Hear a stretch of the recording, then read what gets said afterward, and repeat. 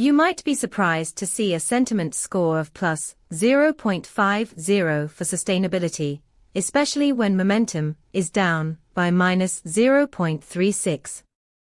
This suggests a growing optimism even as enthusiasm wanes, a potential divergence worth noting. With 19 semantic clusters, there's a nuanced conversation happening around sustainability that's ripe for exploration. Our API returns detailed insights on sentiment, momentum, and topic clustering, giving you the tools to dive deep into public opinion trends.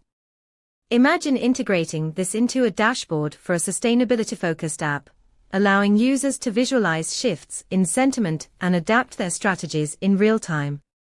To start building with this data, visit pulsebit.lojenterprise.com/docs. Your next insight is just a call away.